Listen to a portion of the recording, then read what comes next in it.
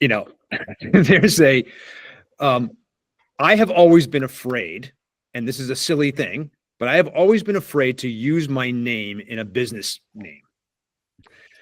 And I don't know why that is. John, do you, Sorry, get some water. What did you say? I missed it. I was saying that I have always been loath to use my name in the last name, first name, whatever, in the name of my business. And I don't know. I was thinking about that, and I don't know why it is, but I think it kind of ties back to like the notion I had in my head that I wanted to be the guy behind the guy kind of thing, like right. the maker, not the king. Which was also, I realize now after I've done a lot of self work and things like that, that was probably like a way of actually hiding, right? It sounds right to me, yeah. But our guest today, no problem with the name. And in fact, here's the best part about her. Okay. She's not even using the last name, right? She is just known throughout like our LinkedIn circles as Agency Jen, right? Love that. I love that. And I think that is the coolest thing. So again, we're going to talk with her today about some really cool stuff. So before we introduce her, let's just get a couple of things out of the way. First of all, good morning, John. Joe, good morning to you. Excellent. Thank you so much. Welcome everybody to the Exit Engine podcast. Today we're going to talk with Jenny Marofsky, and Jenny is the founder and CEO of Agency Jen. She is a fractional CMO, Chief Marketing Officer, not CFO, CMO. And she does a lot of stuff with systems and has a very kind of unique perspective in terms of helping the strategic focus of people with their marketing issues and things like that. Jenny Marofsky, welcome to the Exit Engine podcast. Thank you so much for being here today. Good morning. Thanks for having me. I'm so excited. Awesome. I love the entrance of the name. If I could tell you a story about how I got. Oh my God! Please, that's exactly what I was going to ask you first. I think it's perfect for your audience too. So I've been in business since 2007, and when I started the business, I was in Ohio, Columbus, and I was doing primarily creative work at that time.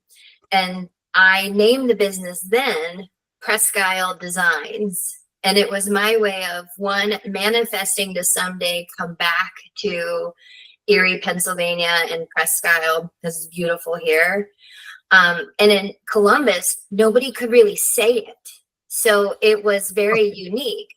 Like I got Presqu'ile or, because everything's Buckeye something in Columbus. So Presque Isle Designs was like a nice, unique identifier. Sure. So when I, we'll probably touch on it, but when I renamed the business about 5 years ago, I went through used a business coach to help figure out what's the next thing, because now that I am in Presque Isle area, everything's called Presque Isle. So that's not working. And I don't do design anymore. So what is the next best name? And the big question that really challenged me as an individual and owner was, what do I want to do with the business? Am I building it to grow and sell? Or am I building it to grow and be? Mm-hmm. And if my answer was to sell, I probably wouldn't have put my name in it. Right. But since I was kind of like, well, I don't know. I don't even know if I can sell my business or not. Doing Agency Jen was almost like a nice compromise between the two pathways. And then to play with Jen with Gen, that's, the name of the business is Jen. But then I play with things like generate and lead gen and genius and all the J words. Sure. And then fun things like gin and tonic, right? Or, so then it just became really fun to play with the wordsmithing of Jen and Jen.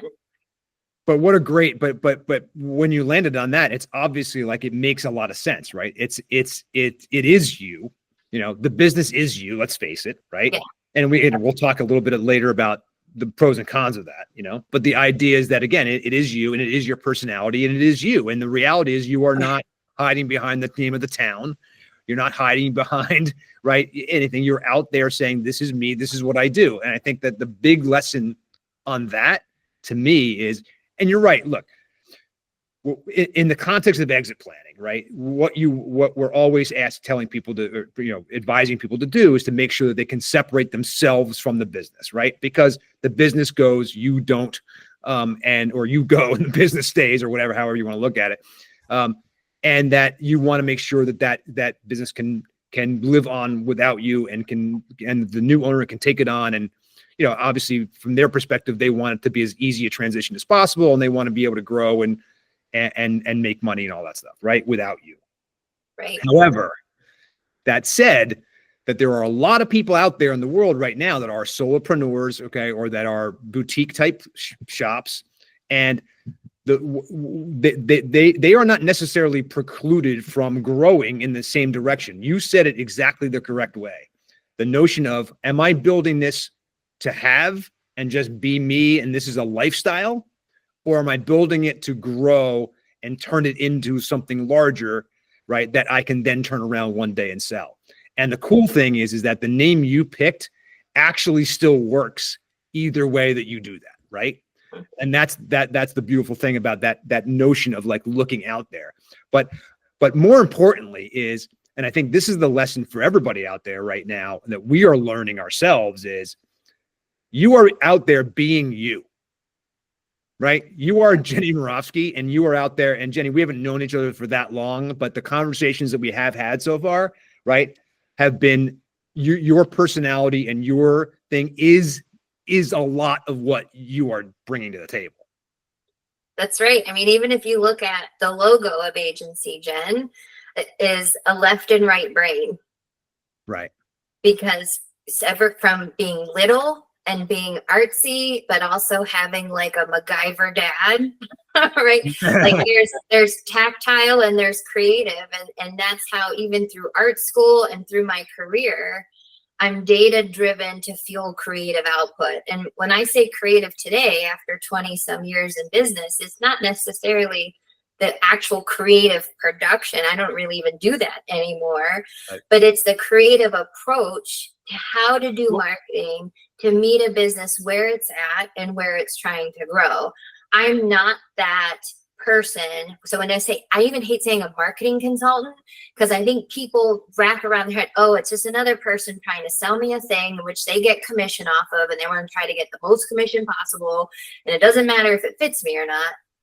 I'm like Switzerland in that. I want to find you the right thing for you so that you're spending money the best way for you. And so everything is very empathetic and very personal, but also very strategic and intentional.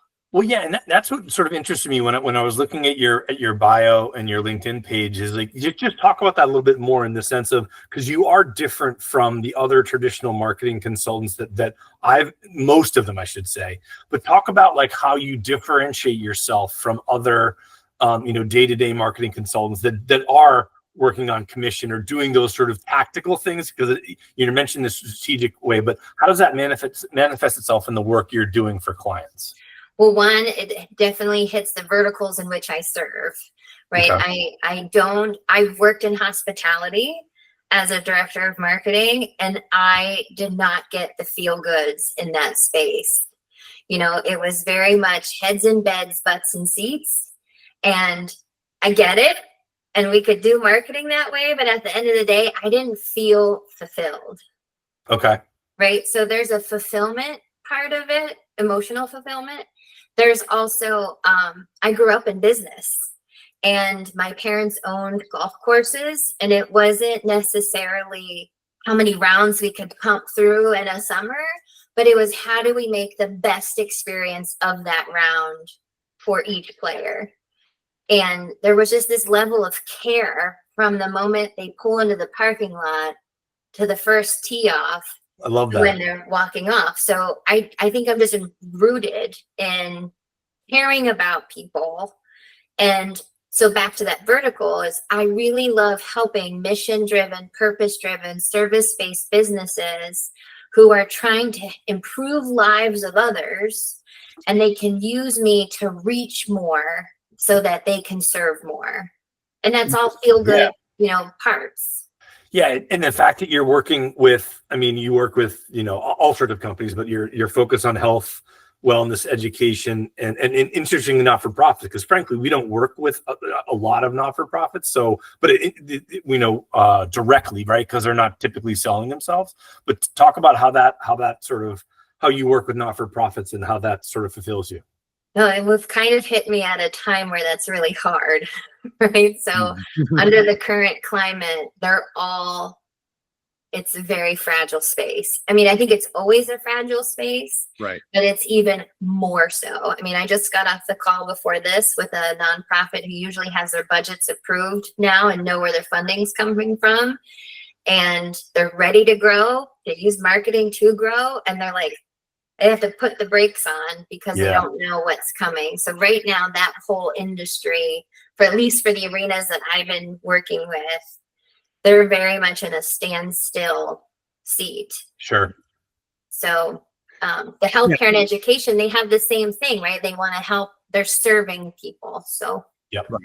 So, I mean, when you talk about mission-driven businesses and stuff, they obviously have, some unique kind of marketing needs, as you're kind of pointing out. And obviously, despite where they are right now and with uncertainty, and by the way, the nonprofits are not really different really from anybody else right now in terms of uncertainty and a fear of, right now with the not uncertain which direction the economy is going to head. And obviously the politics and all that stuff is out there as well. And so it's a little bit of a confusing time more than usual. But again, there are some unique things that happen in these organizations, right? So to talk a little bit about those unique needs and what you've discovered are, in those verticals are, make them kind of different animals. Well, if I stay in the nonprofit seat, what I've been watching the past few months is the leadership are social service backgrounds. They're not business entrepreneurial backgrounds. And so I've kind of been taking a business coach seat with them and saying, instead of, or while you're waiting for your state reliant funding to come in, what are lines of revenue that we can execute in order to kind of offset until this stuff figures out? Right. Sure. Because then when we define those lines of revenue, now marketing is intentional. Great. If you get one person into this line of revenue, that equals $500. How many people can you handle, at the $500 rate? I'm making up, a scenario. Great. That's 10. Great. That's what? I don't know, $5,000. So can we use $2,000 to try to get those leads into the door? Yep. So that you can try to create some revenue. Yeah, and often, obviously, that's a very different mindset, Jenny. Right? For these people, when you're saying that you're becoming like a business coach or you're acting as a business coach to these people, there a lot of times, and I've worked with not-for-profits in a prior life, so it's they just don't have that sort of. They have the skill set, but they just don't use it very frequently, and they need to. It's like practice. They get better at it, but it's interesting. You need to work with them on that revenue generation side when their revenue's not coming in. Well, revenue generating and just even goal setting, right? Like, is it's just they're often in a hamster wheel of just doing the same thing and thriving and surviving to not to thrive. And so nonprofits are hard. Yeah. For profits, the ones that are hard are those that don't have clear goals. And you mentioned earlier about what trends and patterns I'm seeing. And I think, over the years, with the surgence of Canva and all these simple design things and DIY this and DIY that, it's making it very easy for the overwhelmed business owner who has money to spend, knows they want to do marketing, maybe doesn't have an agency gen yet. And they literally come into my office and say, we're tired of, they do this. We're tired of throwing money up and seeing what sticks. And they're just overwhelmed, and then their brand's diluted. They don't understand what happens when a brand's diluted. And it's just this snowball ripple effect. So what I've heard recently through a handful of arenas is with the insurgence of AI and Canva and all those things. It's making execution, the doing, the production easier. But the gap is still the strategic thing to get the AI and the Canva to do. Right. Right. To your point, what's the goal, right? So if everyone can do marketing and everyone's doing marketing through these easy tools, is it all in service of a goal, or is it just tactical things that everyone's doing in service of sort of nothing that's clear? That's the danger. And making noise. Right. That's the danger. So they feel this is, by the way, this is a larger a thing about business that I have learned, and we like to impart to our founders when we're working directly with them, which is that just because you're busy doesn't mean you're actually moving the needle the right direction. Right. And so feeling like I'm doing something, right, is not the same as actually doing the thing that matters in the right way, right, to drive the business forward in the right way. And so I think one of the dangers that we're in here with AI is without strategy, right, without a mission, without a specific point of view, all you're doing, like you said, is just basically you're maybe making yourself feel better like you're doing something, but is it a buckshot? Are you just throwing stuff out there? Or is there a coordinated effort behind it to be able to drive to a specific thing, which is what you want when you're building a business to sell, right? When we talk with people, about their exit trajectory, it's the same thing. It's not a matter, I just want to sell, right? Is not really, of course, okay, great, we get it. I just want to market myself. Great. The idea is that there are certain aspects of things that you have to know, and you have to have a strategy behind it. We have to be able to you have to figure out some things. You have to do some self-work. You've got to examine your own business before you do anything else, right? But the idea is but there's strategy behind it, right? Yeah, like when the owner is using Canva to create their own marketing, that's a red flag, right? It's like when the owner is the one that picks up the phone to do customer service. It's like we talk about all the time is, again, you need to work on your business instead of in your business. And all these tools, again, as Joe mentioned, provide the illusion that you're doing something and doing something with purpose. But in reality, what you do, Jenny, you come in and you say, look, let's focus on the goals. Let's have everyone sort of rowing in the same direction. Is that fair to say? That's 100%. And as you were talking, I can't remember the book I read this in, but the analogy that they use to describe this same thing is an aquarium. And when you set up an aquarium, you need the gravel, the little rocks along the bottom, in order to hold the bigger rocks for the environment, for the fish, to live and thrive in. And what I've seen so often, and I'm sure we as owners have done it too, right? We get so fixated on all those little rocks that then we miss the bigger rocks in which the fish really need to thrive. And so as a fractional CMO, I come in and I say, hey, listen, I'm going to take care of the big rock, AKA marketing. Love that. And I'm going to manage all those little rocks that are underneath it so that you can worry about keeping the fish healthy. It's so, yeah. Shout out to Richard Bradley, my old colleague, who used to say, what you're doing is you're majoring in the minors, right? They're oftentimes majoring in those things that just aren't moving the needle, so to speak. That's right. Yep. When it comes to mission, talk a little bit about the idea of marketing with meaning, right? That's an interesting concept, and what I've always, I have a extensive marketing background myself.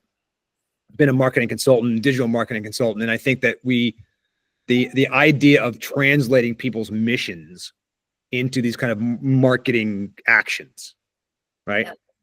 Talk a little bit about what you mean by marketing with meaning.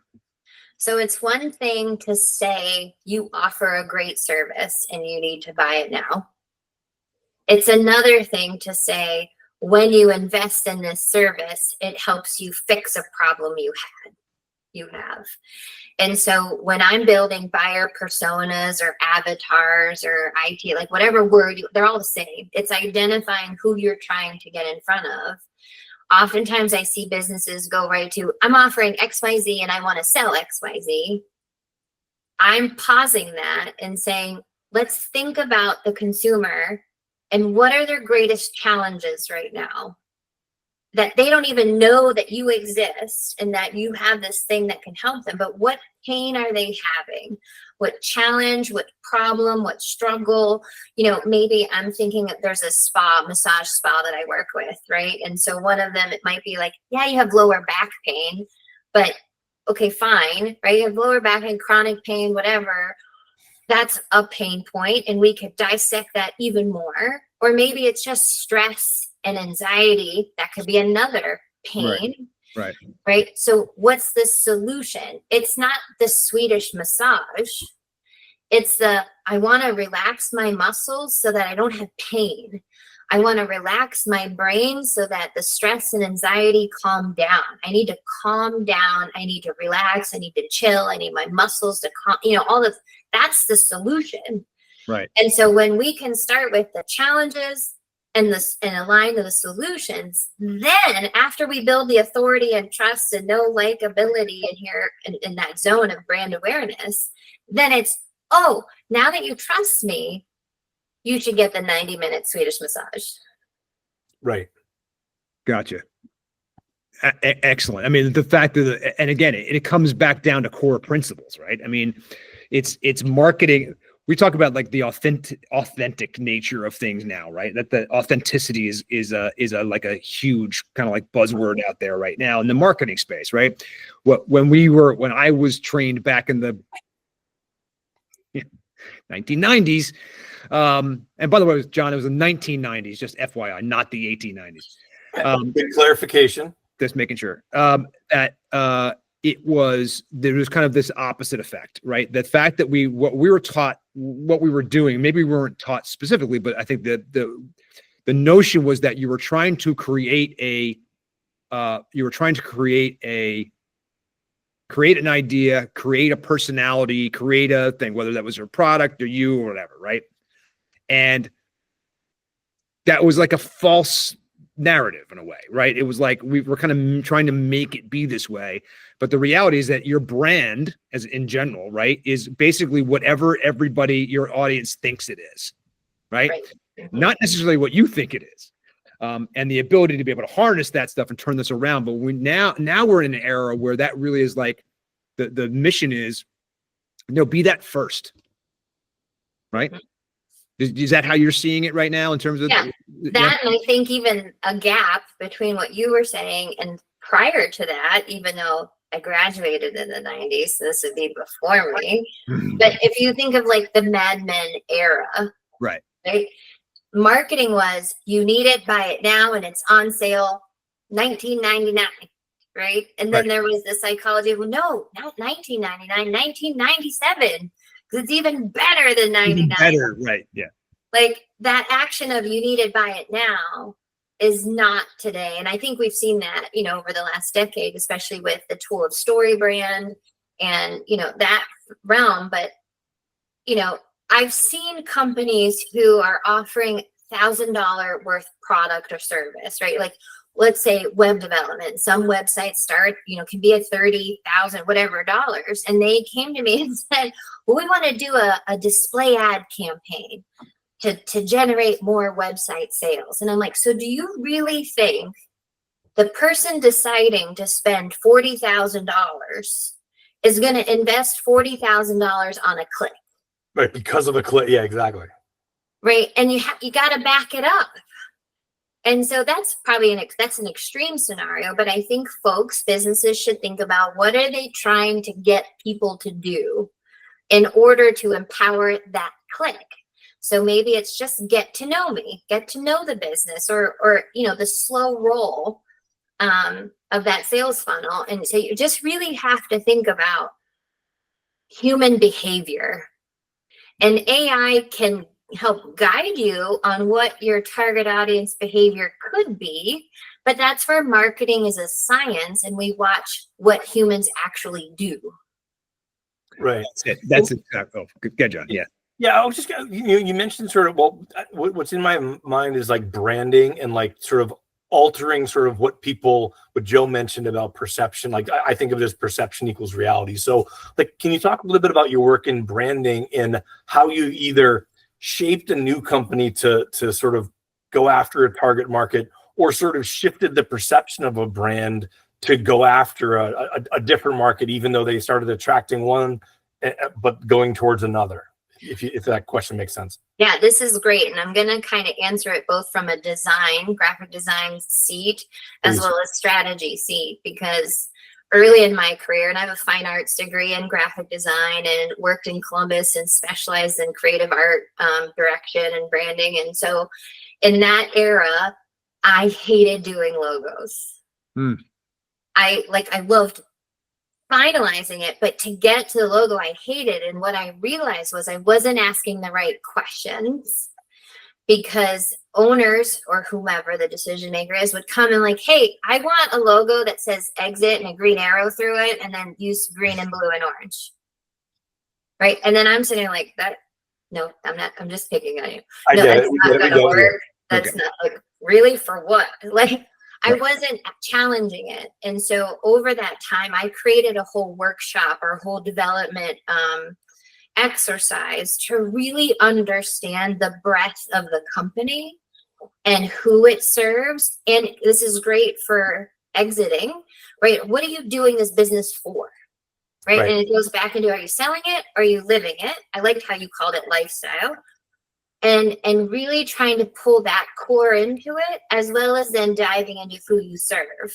Because then when we have those data points, it's easy to say, John, listen, I know you love blue and green, but that is not going to be the thing for this company.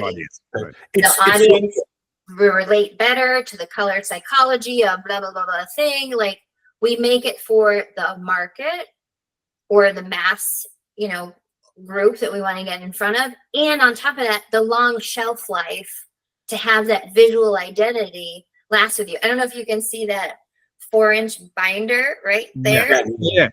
That is Cardinal Health's brand guidelines. Back when we used paper for those things, I worked under the VP of Global Brand, and that is our rule book. And when you look at that, sure, it's a logo with wings, but what does that mean, and how is it used across all the things? Sure. From a pen to a semi to a Pixis machine, whatever. Right. It's making sure it can be used across a lot of different things and saying the same thing all the time. And the permutations of it, obviously are, again, there's a use case for these things, and you want to make sure that there's consistency, constancy, right? What were the 4 C's? I'm trying to remember the marketing. But anyway, the idea of it being, this isn't just your brand will be created whether you do it or not. So if you can intentionally create your brand and do the things that are going to resonate with the audience and research and figure out what those things are, or you can have your brand created for you by your audience. Exactly. Which one would you rather have, right? Well, yeah, and it leads back to like what we when my old company, when we created a logo, we had a great idea for a logo, and it ended up being a sale in it, and someone critiqued it, and we asked for feedback, and they're like, "You guys are an information company. What's with the sale? Like, you guys aren't selling marine products." And we all just sort of turned and looked at each other and like, they're exactly right. Oh, oops. Right. Yeah. And that's where sometimes owners want to be gimmicky and cutesy and and try to make up that gimmick. And it's like, well, wait, what are you trying to do? Right. Because maybe the sale for that thing would make sense to the mission and purpose of the business. So there's a lot of depth of questions that's going down into those little rocks of the aquarium, right? Down into where the logo is placed on things. Because often business owners are like, I'm so tired of this logo. We got to change it up. And I'm like, how long have you had it? Oh, like 2 years. I'm like, no, you hold on to that for at least 5 years and you make sure you are bored with it. Because the minute you are bored with it, maybe people are just starting to get it. Well, it's so funny because and it goes back to what you were talking about like the goals, right? The goals need to drive everything, right? And just because coming up with logos is fun or is perceived as like, oh, we want to have it and be blue and green or whatever whatever it happens to be. if it doesn't align to the strategic goals, it doesn't help the business move forward, what's the point? Right. That's right. And that's where strategists can come in, right? Because you don't know what blue and green psychological color means together, or we all know what red, white, and black means. I mean, we've seen that throughout history. So, Orange is the color of humanity. right.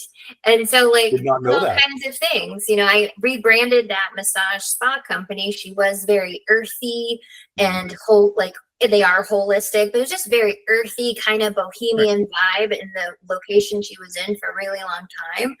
But she got this opportunity to move down to the bayfront in a heavy tourist area connected to a hotel. And I challenged her and said, are you still going to be the earthy bohemian, brand that you were? And she's like, no, it's time to evolve to match to the business plan, not necessarily the plan, right? But to the vision of the growth of the company where we're tourists, we're right on the water, we're elevating to spa features as facials and wraps, like all these other things. And so we went through a color journey, kept the same maca or laka, but changed the color palette. So it went from earthy bohemian to elevated spa tourist level. Right. That's Right. so cool. That's so So cool. really, and it was a simple color change.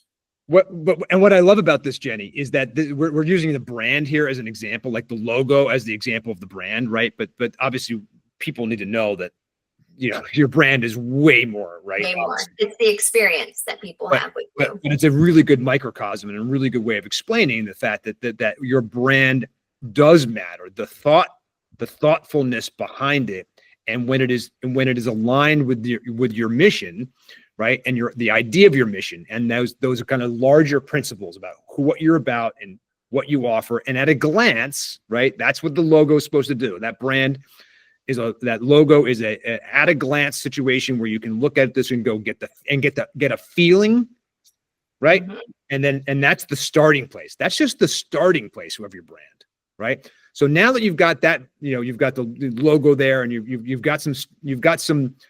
You're obviously starting from a place where you're saying what is your mission and what are your values and what are the things that you're trying to achieve and who are you as a person, who are you as a business, and all that stuff, right? And some of that stuff you must come across it all the time, especially at the beginning where people have no idea what those things are.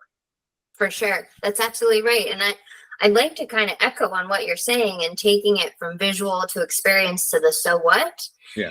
And one of the analogies, I love analogies. It's not an aquarium this time, but different theater.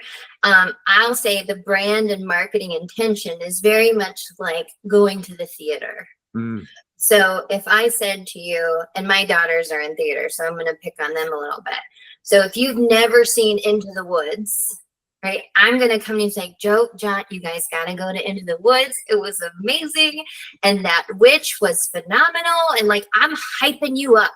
I'm getting you excited to go see Into the Woods. And then I'll go further and say, we have the Warner Theater here, which is a historic, beautiful theater. They just renovated. And I said, and then you go into the Warner and it's gold, beautiful staircase and the beautiful seat. And like, I'm hyping you up now for the environment in which you're going to sit in to watch this hyped up now theater performance of Into the Woods.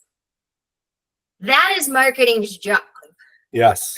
To get you excited, to buy the ticket, to go to the space, sit down and watch the show. It's the business's job, aka the witch, the actor's job, to come out and deliver that performance the same way each night. As advertised. As advertised. The costumes have to be on point. The makeup, the set, the microphones have to work. Like, that was an issue in our play. Like, all the things like have to be on point every single time, because the minute that is not on point, bad reviews come in. Right. Yeah. Expectations drop. Word of mouth is viral. Mm-hmm. The ticket sales plummet. And then you're in a what the heck moment of how are we going to generate more ticket sales? And then you're blaming the marketing. While you had a bad performance, now I'm going through and trying to do reputation management, customer recovery, selling back tickets. Like, now it's even more expensive because they didn't deliver. That's it. Yeah. And so getting, sorry, go ahead, Joe. I was going to say, so, I mean, the point is that what you're pointing out here, Jenny, is that all of this is connected. Okay. Right. And the fact your service delivery and your sales process and your marketing, right. And the operation of your business and the way that you're out at the, you know, and in the community or whatever, it's all connected. Everything is builds on another. Like you said, it's the small rocks and the bigger rocks and the whole thing. But in the theater example, the idea is that everybody has to be singing from the same sheet music, right? And every part of the business. And by the way, this is true whether your business is 3 people or 3,000. Okay. 100%. Right. And in fact, the bigger it is, the more important it becomes because it's harder to control. Right. Yeah. If I'm the only person making ads, you know, in my company and doing the communication stuff, and I'm the only person making LinkedIn posts, whether I'm the owner or anybody else in the organization, that's really easy to control that. Now, I still need controls in place because what are the rules? How are we doing this? You can't be willy-nilly about it. You've got to have some, again, you need your brand guide or, you know, something like that driving you, setting guardrails. But the larger you become, and especially when you're in the exit situation or a potential exit situation, it becomes really critically important to demonstrate to a buyer that you have this system in place, that you know how to do this, and that this brand was built because you are intentionally building it, not that it was like, well, you know, yeah, 5 years ago, you can tell the story about how you just happened to, you know, to fall into this, right? But what you want to be demonstrating to a buyer right now is the intentionality behind it, the way that it's systematized, and the ability to be able to see the growth in that brand.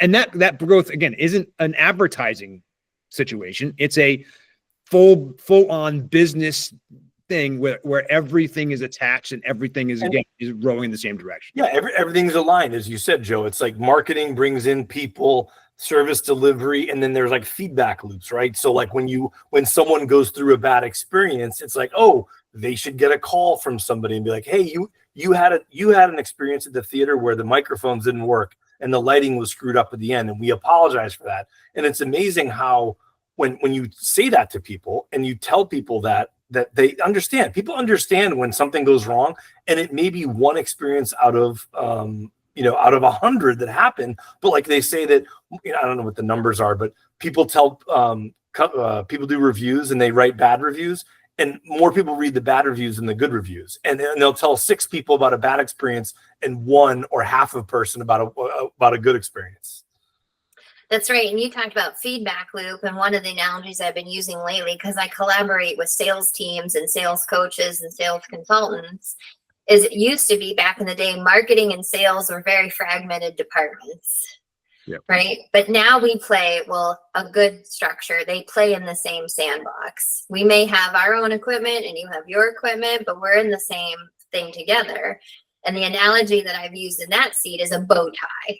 And so marketing's role is to flood people in from one side of the bow tie to get to the knot, where then sales takes it, converts them, and then they replicate and generate client lifetime value, loyalty programs, reward program, referral programs. And that's where marketing comes back in to help close that feedback loop.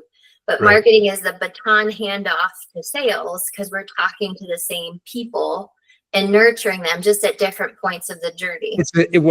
One is downstream from the other, right? And the reality is that, but again, you need the sales guy. And we talked about this with Corey Brucia a couple of weeks ago, right, John? I mean, the reality is that you need to have, one is downstream from the other, and you need to be able to not just have it be a one direction thing. That's the biggest issue that we've seen. And I've seen it from a marketing standpoint too, because again, I spent a lot of time as a marketing consultant, and I did a thing I called operational kind of marketing, which was the notion that marketing had to be part of your operations. Marketing is not, and this is a huge mistake that people make, and it goes along with investment and the ROI and money and the way that advertising is viewed. And I'm saying advertising, which is, by the way, to be clear, is just one segment of marketing, and I should be very clear to say that, which is another common misconception, right? But the idea here is that when we are trained to have things kind of go one way. Okay, I'm doing this marketing out here or this advertising out here, probably more likely, meaning your example going back, I want to have digital banner ads.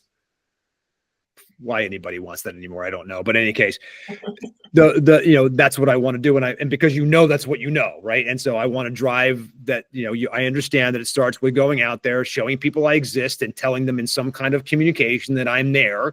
And here's a call to action and come to this thing or go to this website or whatever, where what? Because that's the big first question, right? Is like, okay, so if I am doing whatever I'm doing outbound, meaning sending, information or content out into the world with the hope that it somehow starts to attract people to a place, to a product, to a thing, right? Sales then, in the digital world, the sales part becomes the website, right? The sales part is the experience of checkout, the experience of browsing through, how easy it is to do that. What are the things in my way? The coupons that I'm getting on the thing, right? If you just to use the analogy, but in other businesses, in non-digital businesses and service businesses and things like that, where you need human intervention to discuss the different things we do let me sure that what we do is custom. So let me see what your needs are, whatever. The idea is that now what I need is I need a warm handoff, right? But I want what I want. There's some through, right? There are some through notes that need to pass through, right? And musically, you know what I mean? Does that make sense? It does. And then what's coming up is businesses and even nonprofits that I work with that have the executive director or CEO leading the charge of marketing, whether they have in-house or not. The CEO is the one in charge of saying what's working or not, right? Is our marketing investment doing something? All the things that you just talked about, Joe, right? How does the CEO say, yeah, that thing that we're doing is working?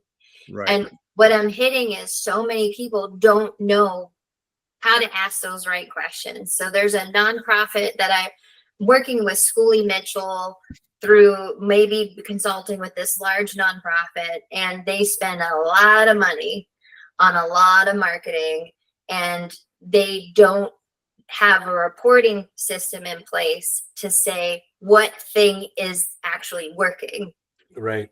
Is influence marketing correct? And so from those conversations on that large scale to my smaller businesses, I just recently, just this week or last week, forgetting the time period now of summer, but I created a quick guide called What's Actually Working, a leader's guide to evaluating marketing performance. And there's a handful of questions in there in which owners, CEOs, top leaders now can ask of their team, if they have in-house marketing, and or with their vendors, to challenge them on what is actually, what's I'm paying X amount for X thing, what's it doing? Right. What's my ROI on that marketing investment? Yeah. And so often when I hear marketing doesn't work, my response immediately is always, there's probably something broken in your house, because they don't have that system in place to say, oh, out of the 2 million impressions we got and the 30% click-through rate we got, it generated X amount of leads. Oh, and sales took those leads and was able to convert 50% of them. Like a lot of businesses don't have that kind of structure in place. Most. Well, it's like I can't remember. I think it was Mel Karmazin who said, like, we know 50% of our marketing is working. We just don't know which 50%. John Wanamaker, John, but actually that was it okay? Yes, yeah. I know half my advertising is wasted. I just don't know which half. Yeah. Okay. Yeah. So. And sometimes we may not always know, right? Because brand awareness campaigns are very hard to measure, right? We might be able to get a surface level of measurement just by increased web traffic or whatever. But if you can set some benchmarks and have some metrics to at least monitor when you increase spend or efforts and you see the needle move, as well as the business performance is improving. I once asked a hot sales leader from New York. I had a great conversation, much like Joe and I have had conversations. And I said to him, what would you say to a business owner as far as what marketing is working to help your sales? And he said, they're not going to care about the Facebook ad or the blog or the whatever little thing, as long as the efforts overall are moving the needle, that's what owner wants to see. Right. Yeah. And so that's why one of the things that fueled a tool that I created, here's another Gen word, the Generate Marketing Toolkit, and with a JEN. And it's just a beautiful spreadsheet, but it's looking at month over month across the primary channels of advertising spends and efforts, and looking at, did we increase those numbers from last month and year over year? And while did the business performance goals go up? So if we were trying to get more leads, if we're trying to get more bookings, if we're trying to get more attendance, like whatever the things are that we said we're trying to do marketing for, is everything increasing? And like, so recently I've been working with a nonprofit for quite a while. We generated 11,000 job applications over the course of a year, which is really great for them, but they converted less than 3% of those. And of that 3%, I can't tell you how many stayed. So my marketing questions are, were they the right candidates? Right. Why were they the wrong candidates? Who is the right candidate? What happened once they got into your system? Did you call them? Did you respond to them? Is it really a hourly wage issue, or is it a communication issue? Right. Like, you have to go at it from both sides. Or attracting the wrong audience, right? It's like maybe the 3% conversion was because you were attracting the wrong audience, and there just happened to be the 3% that converted. Let me ask you a question. That's where my toolkit can say, well, oh, you know what? Those things we invested in, that we had to plummet. So I know that, and from the little rocks, there was a handful of little rocks that weren't working right. But in this case, I was able to say, listen, all my little rocks, they were doing great. Right. In my previous jobs, I was like the CFO of a company, and my marketing VP would come to me and say, hey, we need to spend this amount of money on brand marketing, and this amount of money on sort of, and I'm getting the wrong word, but tactical marketing, right? Marketing that would drive sales. And I'd always say to her, I get brand marketing, but like, what's the ROI on the brand marketing, and how do we measure it? So can you talk a little bit about how should entrepreneurs think about when they're a marketing person who has good ideas, but how should founders and people thinking about it to think, when they have a small budget, how should they think about how brand marketing will work for them in the long term, and how they should measure it? This is an awesome question, and can I share screen to answer some of this? Sure. Yeah, please. Okay, cool. I love So, a good chart or something. Jenny, just do talk, talk it through pretty detailed, because again, remember that we're seeing this in video right now, and we'll make sure this clip's available for people, but most people will be listening to this in audio. Okay, fair enough. Yeah. That was a great pause moment. So ask me the question again, and then I'll share screen. Yeah, so regarding brand marketing versus sort of sales and tactical marketing, and I'm clearly not a marketer, but it used to drive me crazy about how should I think about, or how should entrepreneurs and founders think about measuring the brand marketing side of their spend versus okay, let's get clicks and let's get people to the website and let's get leads that we can measure. Is there a way to measure brand marketing in the same way that they can measure the other types of tactical marketing? So there's a lot of answers I could do in here, but the first thing I'm going to say is it goes back to the goals, right? If they're not trying to increase sales right away, brand awareness is a great approach to do. And I know we're going to be visual and audible, but so here's a chart. Mm-hmm. Showing when we do brand awareness. So you have to have a decent budget to do brand awareness. Yes. Right. And this is not something you can stop and start. This is something that goes on throughout the year and can be very expensive. So this chart is showing the blue lines are showing we're spending brand awareness budget each month the same. And the growth bar here is showing we're slowly growing across the year. So, and I'm going to interpret this in my parlance, if that's helpful, is, what you're saying here with this chart is brand awareness is sort of table stakes, and it's required in order to grow the brand. Like, yes, you obviously need growth marketing to get people to come to the website and buy the product, but also is required as brand marketing to let everyone know that you have this offer and you have this product or service available to them. It's the air cover. Oh, I like that. Even Yeah, better. that's great. And so this is great for businesses who want to invest in marketing, but don't necessarily need to do a spike in sales, right? They just want to maintain their brand. So I call this a long-term strategy.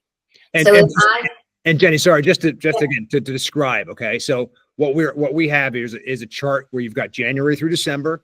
Okay, and what you see is a blue bar that basically represents the same exact amount of spend across every single month that's in the brand awareness category.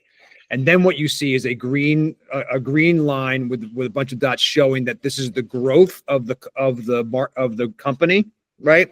And essentially what that is happening, what you're seeing there is that over that course of that year, you are seeing the growth kind of steadily start to increase until it eventually is outpacing the brand awareness spend. Correct. Sure. That's excellent. Yeah. Thank you. Yeah, and part of the reason for that, right, Jenny, I think is that without the brand awareness, you wouldn't have the same trajectory of growth. That's the thinking, is that it's the brand awareness is not directly feeding each sale, but it helps sort of in an overall way to, again, make people aware that you have this product and service, and maybe you get a couple people clicking on the page to buy the product. Correct. And so slow moving KPIs that we would monitor is just web traffic or database growth or slow lead captures. Okay. Thank you.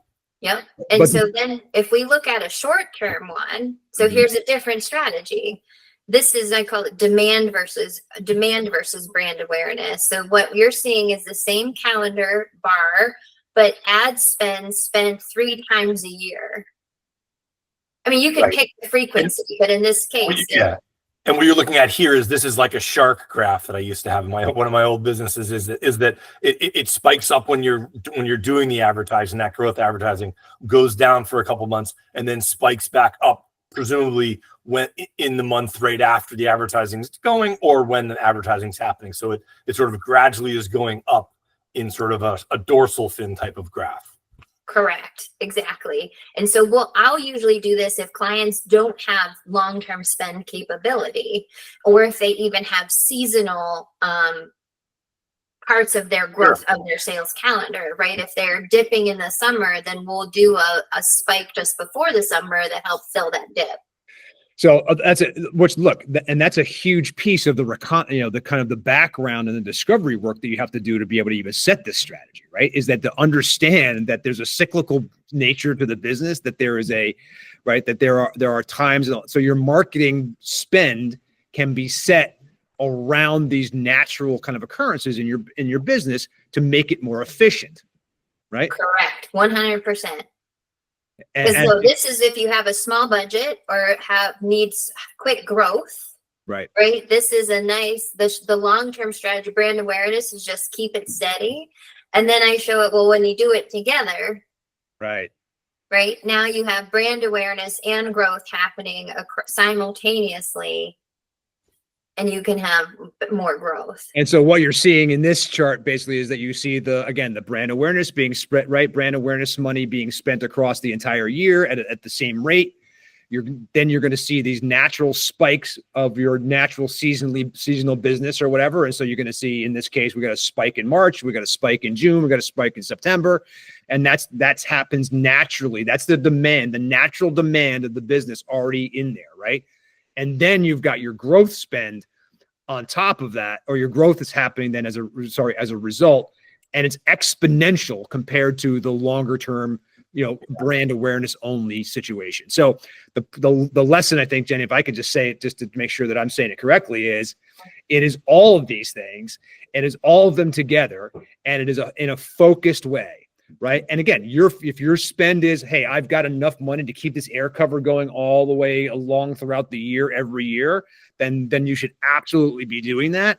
And then the tactical spikes of the wherever that makes sense. If I've got if I'm a alcoholic beverage company, the whole thing, I'm going to see a natural spike in the summer and a natural spike around the holidays. Like those are the two big things at the end of the year. Those are the two big places that we play, right? As one example, right? And so what I'm going to want to do is I want to heavy up my spend at those times where it's natural that I'm happening, right? What lots of people do, I think incorrectly, Jenny, and back me up on this if you think I'm right, is I stop spending money when I have the natural things happening already. Yep, because they're busy. And that's where I always want a business coach to come in, because they'll have the oh crap moment.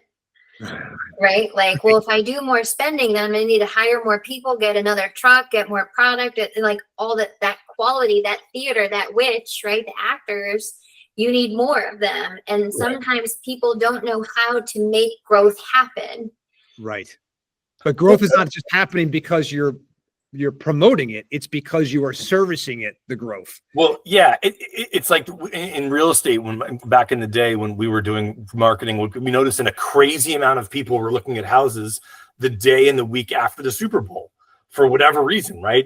And we just leaned into that and did all sorts of marketing around that to say, yes, we were leaning into we saw the demand spike up, but we had to spend, to Joe's point, we wanted to spend at the time when people were looking, because that would just increase the growth and increase, all the metrics that we're seeing, websites, leads, visits to agents, all those types of things. So.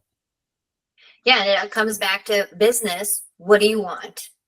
Do you want to continually to be busy and to continually grow? Or when business seasonality goes down, are you good with slowing down? And do you want to stay? Is that a respite for you? Are you able to use that time to do something else or focus on things or whatever? But I think that, again, purely from a marketing standpoint, and again, especially from an ROI, because look, I've so many conversations about this with founders and CEOs and marketing from in my previous life about the spend. And of course, all marketing people feel this way because, again, they're marketing people. But the ability to be able to, as John said, lean into the times that are natural that way and build a plan around marketing at those times, right? Because that's you've got a natural occurrence happening that you want more of. Yeah. And so that's where you spend the money, right? And if there are times that are, and then, no, look, if you have the ability to then say, hey, look, and this is again where I think where a lot of CEOs is, well, I got these natural things. I want to recreate this at times when I don't have these natural spikes.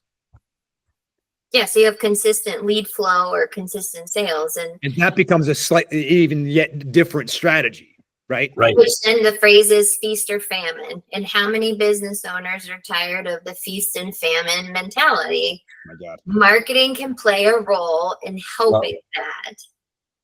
Yes. So Jenny, what have you, a question we like to ask a lot of people is, what have you learned along the way, right? Like, what's your biggest learning either from clients or from other people along the way when you're consulting with all these types of small business in your areas of expertise? What I've learned along the way is I love working with people that are intentional. I mean, the intentional business owners, meaning they have a growth plan, even if it's not finite, they at least have a gist of what they're trying to do. Mm-hmm.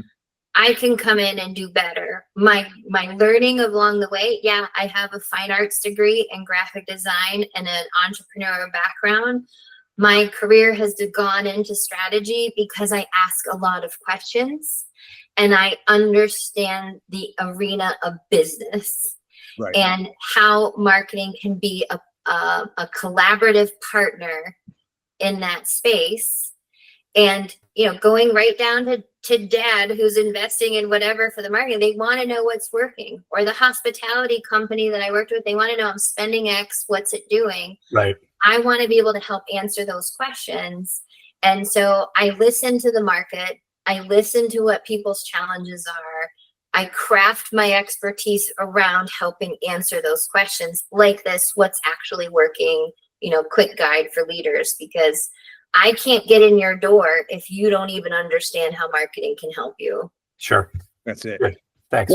On that same kind of theme, a little bit about the stuff that you've learned along the way is, if there was something that you could have shared with yourself that now that you could have shared with yourself at the start of your journey in terms of your business journey and stuff, is there anything that pops to mind that you go, man, if I had just known this 20 years I think two things. One, as a graphic design major, I wish marketing and business were required classes within that structure.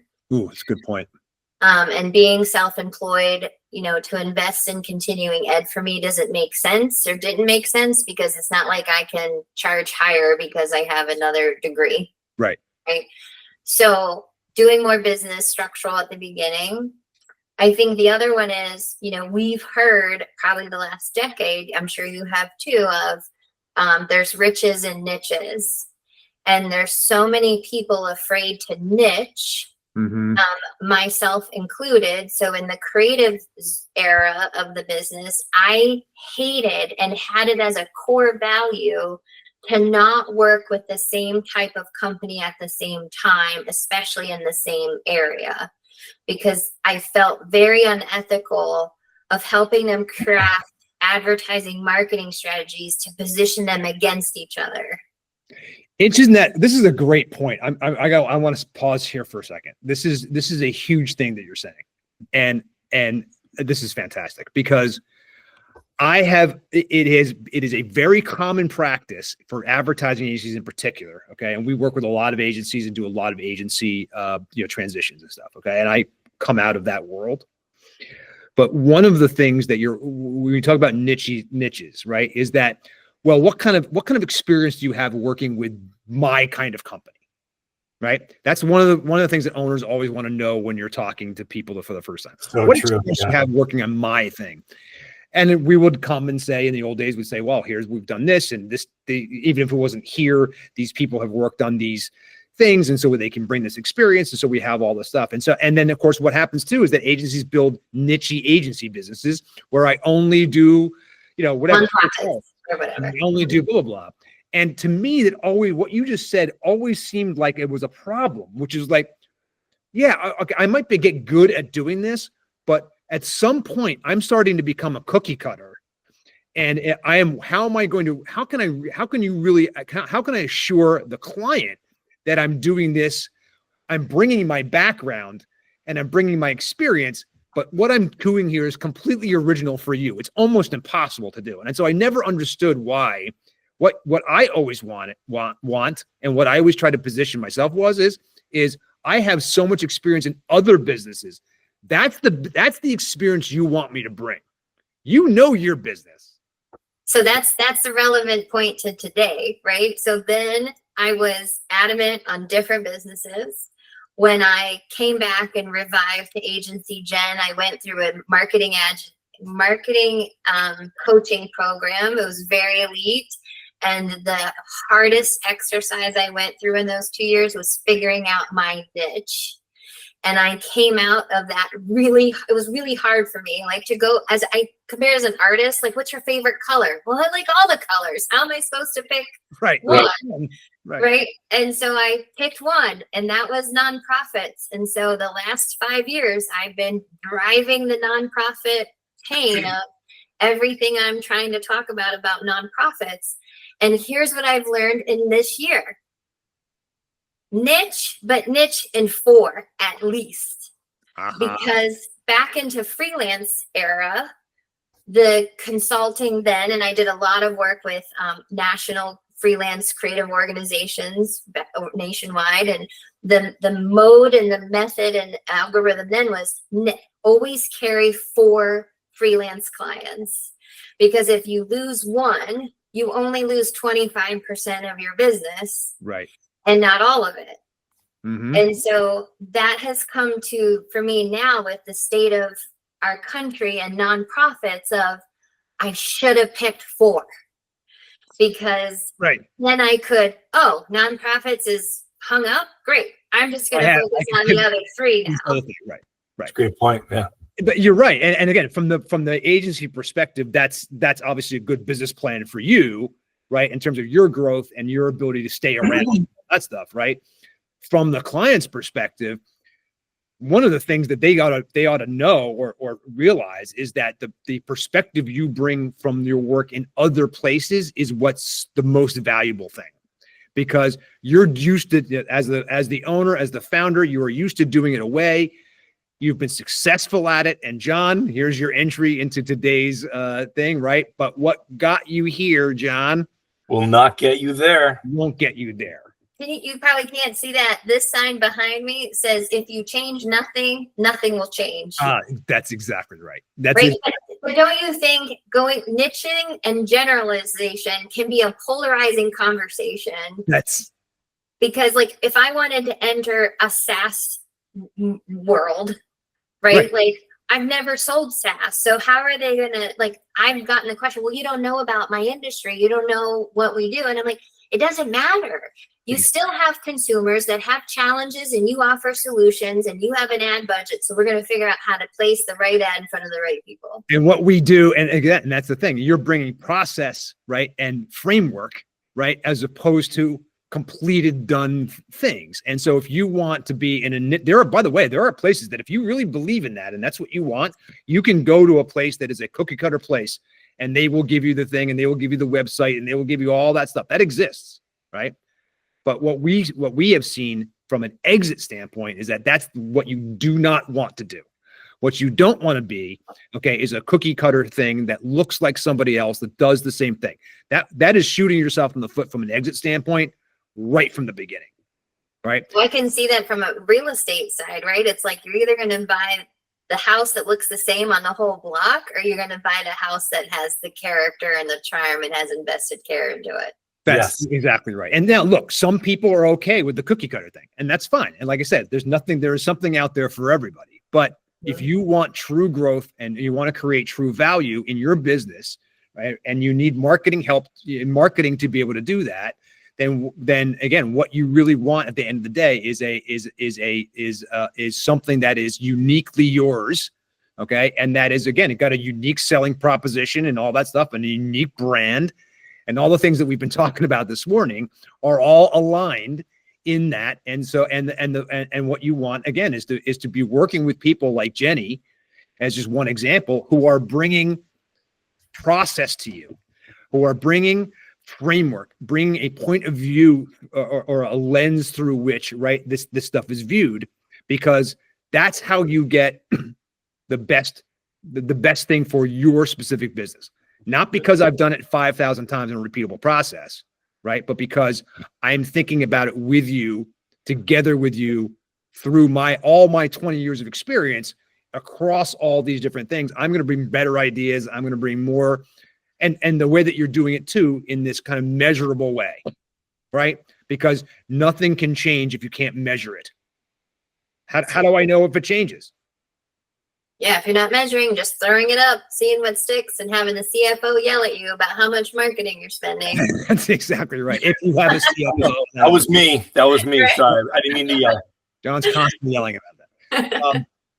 Jenny, fascinating stuff. You're a wonder. You honestly, you are the kind of person that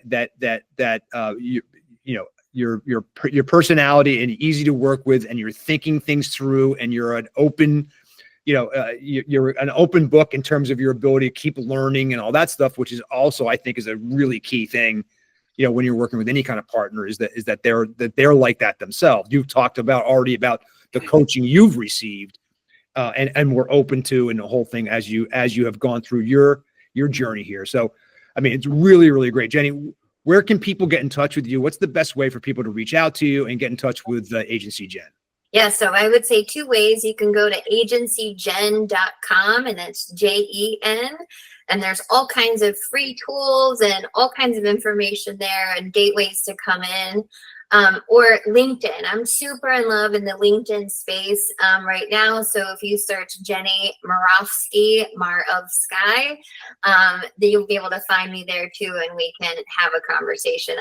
I right now, in the season of the career and the season of the climate, I am hungry for more conversations like this and to expand my network. just to meet more people and to hear what other people are going through. And maybe I'll get a referral from it, but I would love to have more conversations. So I invite anybody to ask me for a virtual coffee date. That's awesome. Very cool. John, when we talk with people every day about their businesses, and we spend a lot of time on the marketing side of things when we're talking with people, because so much of it is about, obviously is such a linchpin to growth, right? That it is a major part of or should be a major part of almost everybody's business. There are different places in the journey where it becomes more important. But I think the big lesson today is having people in your corner like Jenny, okay, as one example, one great example, is imperative in terms of your transition, right? So whatever plan that you're going to make about should I stay, should I grow, right? Optionality is what we talk about a lot. Okay, we want our clients to make sure that that they get options, right? Selling the company will come one day, right? What you want is to be able to be setting yourself up to be the healthiest, most sustainable situation you can. That raises your value and scalability, and you're ready to go at any point. But you need people like Jenny. Yeah, and being intentional, like Jenny was talking about earlier in the podcast, is setting your goals. And setting your goals can mean your marketing goals. It can be your exit planning goals.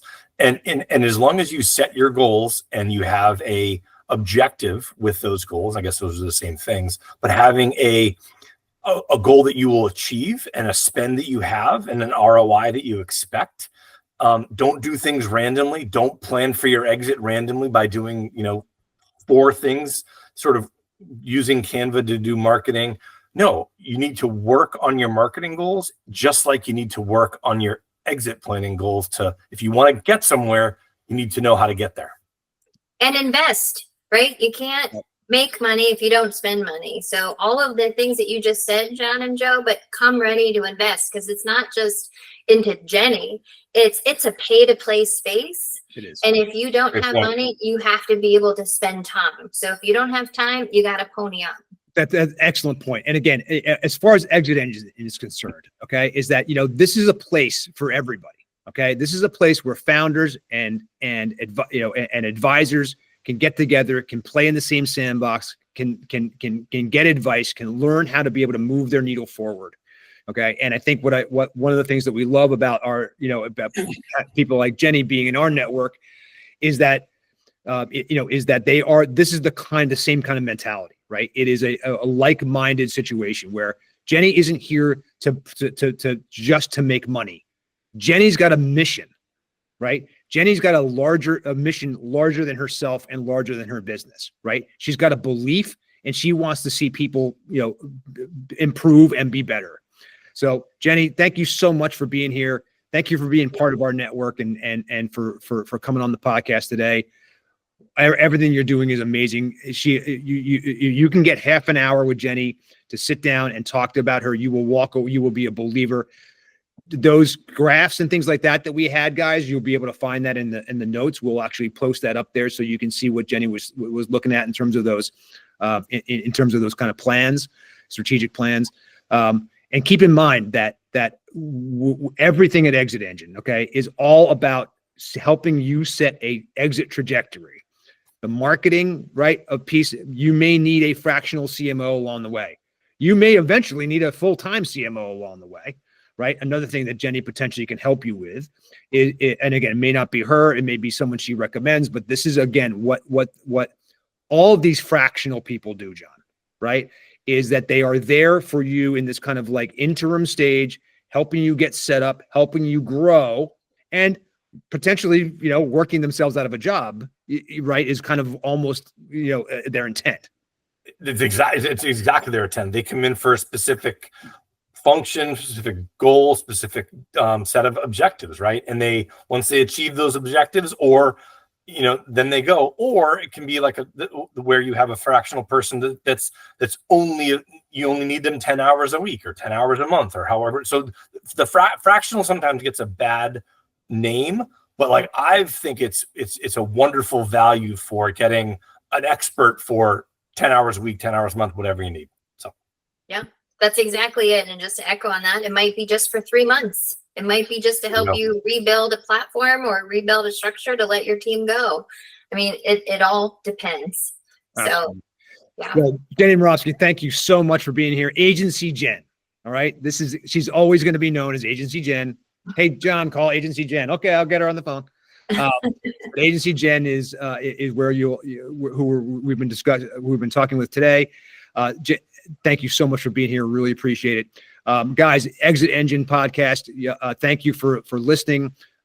If you have not yet subscribed, wherever you are, okay, and if you are listening to this, in somewhere other than Spotify and Apple, I would implore you to please go to Spotify and Apple and start commenting, subscribe here. You'll be the first to get this every Friday. If you go subscribe right now, you're going to get this thing downloaded. It's going to be waiting for you when you wake up Friday morning. Okay. And if you do that, because we know you love this so much, but in any case, if you have questions about what your exit trajectory should be or how to do it or anything that has to do with you selling your business, please feel free to reach out to John or I at any time. Okay. You can email us directly. I am Joe at myexitengine.com. That is John, JOHN at myexitengine.com. You can email us anytime. Find us on LinkedIn. Share this podcast with a business owner you love. Thank you so much for being here today. We'll see you next week. Jenny, thank you so much for your time today. Really, really appreciate it. Thanks, Jay.